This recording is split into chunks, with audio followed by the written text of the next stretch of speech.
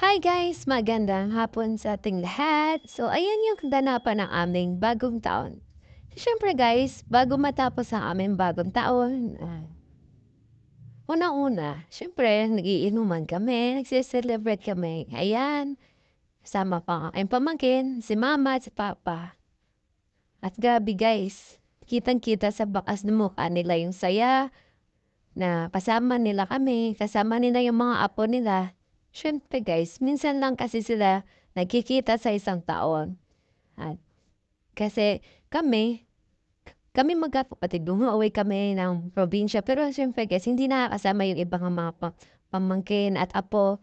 So ayan guys, sinusulit namin yung pagbabakasyon nila mama dito kasama ang mga apo nila. Dahil minsan lang sa isang taon na magkakasama kami. Yun guys, sobrang saya nilang dalawa. Kita niyo naman siguro, si papa, o ang saya-saya niya. Yan, si mama. Mm.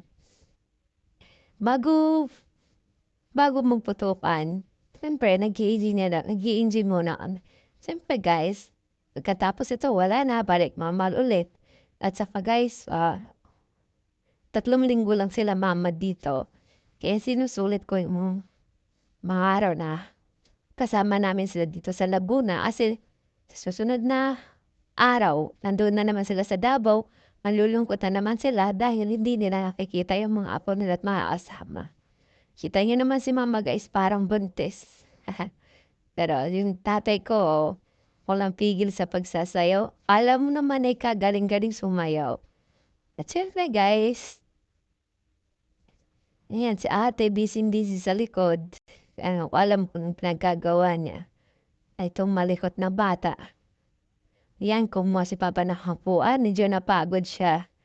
At siyempre, nakikisayaw na rin ako. Dahil gusto ko din sinasabay sa pagsayaw. Kita niya naman yung pamangkin ko, napakaligalig ko. Kanya lahat yung camera. Ayan pala yung sister ko, si Cheryl. At saka yung asawa ng kuya ko. At isang maligalig na bata. Ayan. Ang saya guys kasi minsan mo lang makikita yung magulang mo na ganyan kasaya. Dahil kasama nila yung mga apo nila. Tsaka yung kapatid ko pala na lalaki diyan, wala diyan dahil sobrang busy, may ginagawa. Ayan si Isabel. Natatawa ako sa sayaw ko diyan guys, sobrang taba ako kasi ayan, nakipagsayawan ako sa tatay ko. Ayan.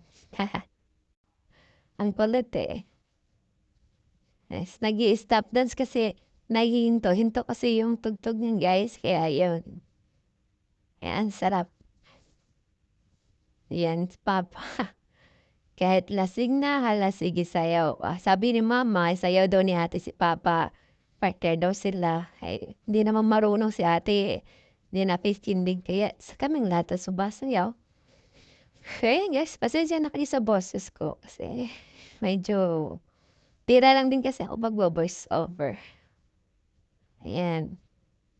Nahinto na nga kami sayaw dahil nawala yung tugtog. Ayan guys. Papahinga muna dahil wala ang aming music. Ayan ang kapatid ko, tinitingnan niya yung kanyang cellphone dahil nagre-record din siya. Ayan, tinulak ko pa yung kapatid ko dahil nag-video ako. So, ayan guys.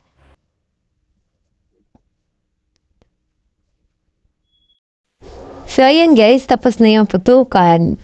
Turotot pa lang at sa yung mga motor namin, pinapaandar namin. Dahil syempre, anong oras din yan?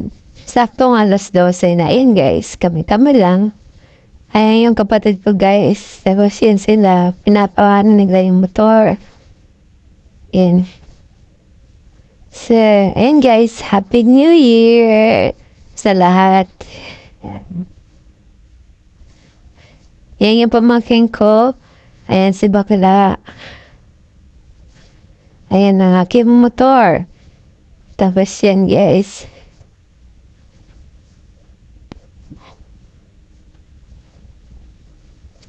Yan. Ayan si Papa na abangan si ate.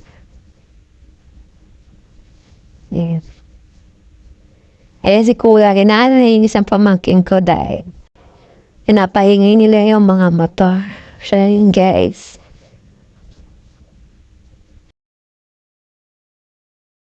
At syempre, pagkatapos ng putukan, ayan na sa kainan. Ayan yung kapatid ko. Yan si ate. Busy-busy na sa kanya. Dahil, sinasalubong kasi namin ang birthday ni Papa dyan.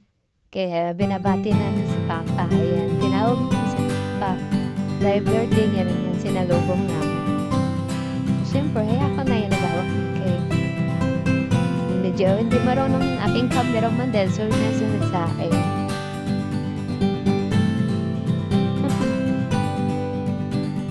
Yeah. Yes, Mama. And guys, masaya-saya namin dyan.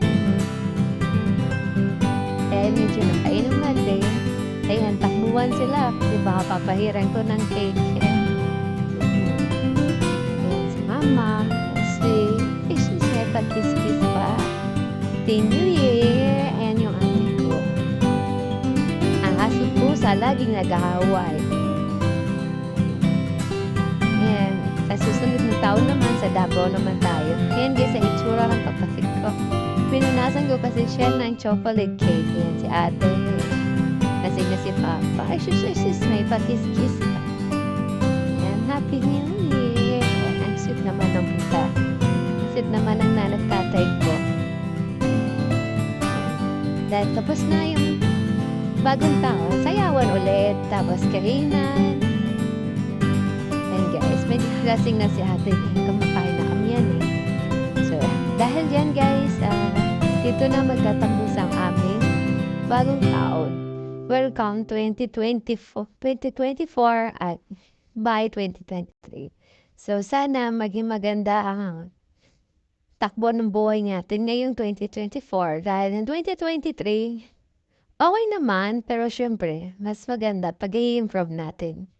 So, guys, maraming salamat at thank you for watching. Salamat sa lahat ng nanonood and Happy New Year!